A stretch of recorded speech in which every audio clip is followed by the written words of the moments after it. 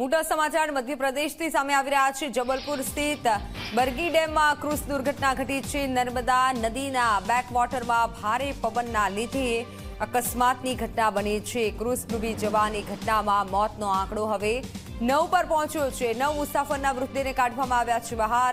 મોતનો આંક હજુ પણ વધવાની સંભાવના વ્યક્ત કરાઈ છે। અત્યાર સુધી અંદાજે 15 લોકોને સુરક્ષિત રીતે બહાર કઢાયા। ક્રૂઝ પર 40થી વધુ મુસાફર સવાર હતા। ગઈકાલે બનેલી દુર્ઘટનામાં હજુ પણ મોતનો આંક વધી શકે છે। ક્રૂઝમાં સવાર 40 લોકો માટે લાઈવ જેકેટની સુવિધા ન હોવાનો પણ ખુલાસો થયો છે। ક્રૂઝ ડૂબવાનું કારણ ભારે પવન અને નદીમાં ઉઠતા ઊંચા મોજા જવાબદાર હોવાનું પ્રત્યક્ષદર્શીઓનું કહેવું છે।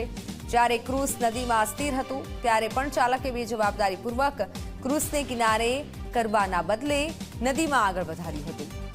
હવે સ્થાનિક પ્રશાસને સમગ્ર મામલે તપાસના આદેશ આપ્યા છે।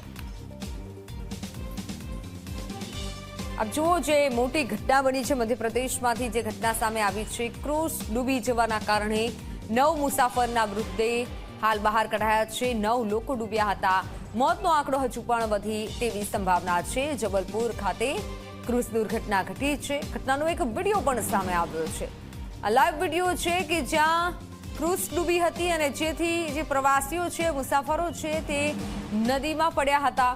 જો કે સુરક્ષિત રીતે ઘણા બચાવી લેવામાં આવ્યા છે, પણ મૃતદેહ બહાર કાઢવામાં આવ્યા છે। મૃતકોનો આંક હજુ પણ વધે તેવી સંભાવના છે। એનડીઆરએફની ટીમ પણ ઘટના સ્થળે તાત્કાલિક પહોંચી બચાવ કાર્યની પ્રોસેસ થઈ અને એનડીઆરએફની ટીમ બચાવ કામગીરી કરી રહી છે અને 9 મૃતદેહ બહાર કાઢવામાં આવ્યા છે। પોલીસનો પણ બંદોબસ્ત ગોઠવાઈ ગયો છે।